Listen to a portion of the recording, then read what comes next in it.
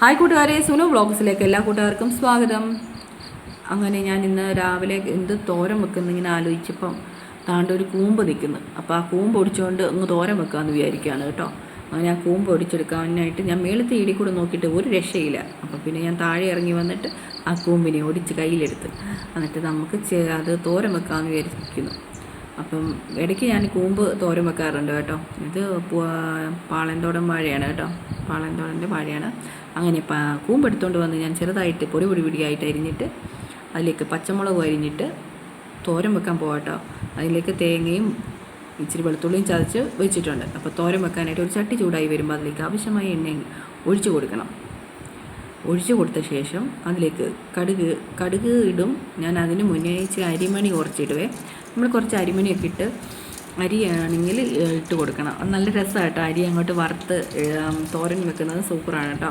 ഇടയ്ക്ക് ഞാൻ അങ്ങനെ വെക്കാറുണ്ട് കേട്ടോ. അപ്പോൾ അങ്ങനെ അരി ഇട്ട് കൊടുത്തു.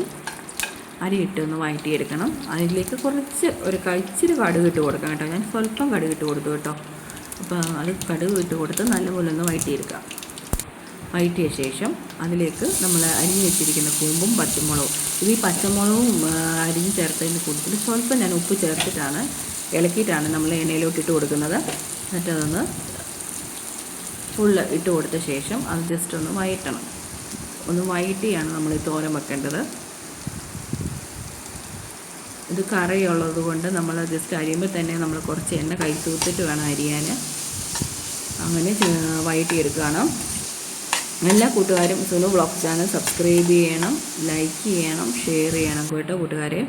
ഓക്കെ, അങ്ങനെ അത് വഴറ്റി എടുത്തു. കുറച്ച് ഇടവിട്ട് അതൊന്ന് വഴറ്റി അതിലേക്ക് നമുക്ക് ചതച്ച് വെച്ച തേങ്ങയും വെളുത്തുള്ളി ചതച്ചതിട്ടുണ്ട്. അത് ഇതിലേക്ക് ഈ കൂമ്പ് തോരനിലേക്ക് ഇട്ട് കൊടുക്കാം. കൂമ്പിലേക്ക് ഇട്ട് കൊടുത്തു തോരനിൽ. അപ്പോൾ ഇതെല്ലാം കൂടെ ഒന്ന് ഇട്ട് ഇളക്കിയെടുക്കാം. ഒന്ന് ഈ തേങ്ങ ചതച്ചുകൂടി ചേർത്തൊന്ന് ജസ്റ്റ് ഒന്ന് ഇളക്കണം കേട്ടോ. ഇളക്കിയ ശേഷം എല്ലാ ഭാഗത്തോടും തേങ്ങ ഇളക്കിയ ശേഷം കുറച്ച് മഞ്ഞൾപ്പൊടി ചേർത്ത് കൊടുക്കണം സ്വല്പം. ഞാൻ ആദ്യമേ ഉപ്പ് ചേർത്തുകൊണ്ട് പിന്നെ ഞാൻ ഉപ്പ് ചേർക്കുന്നില്ല കേട്ടോ. എന്നിട്ട് കുറച്ച് കരിവേപ്പിലയും കൂടി ഇട്ട് കൊടുത്തു. ഇളക്കി ഒന്ന് അടച്ച് വെച്ച് നമുക്ക് ഒരു 10 മിനിറ്റ് ഇരുന്ന് അവിടെ ഇരുന്ന് വേകട്ടെ. ഒരു പാത്രം എടുത്ത് അടപ്പടച്ച് വെക്കാം. ചെറുതീ വേണം അതിന് വേകാൻ. ആവിയിലിരുന്ന് സ്വാദിഷ്ടമായ തോരൻ റെഡി ആയിട്ടുണ്ട്. നിങ്ങൾ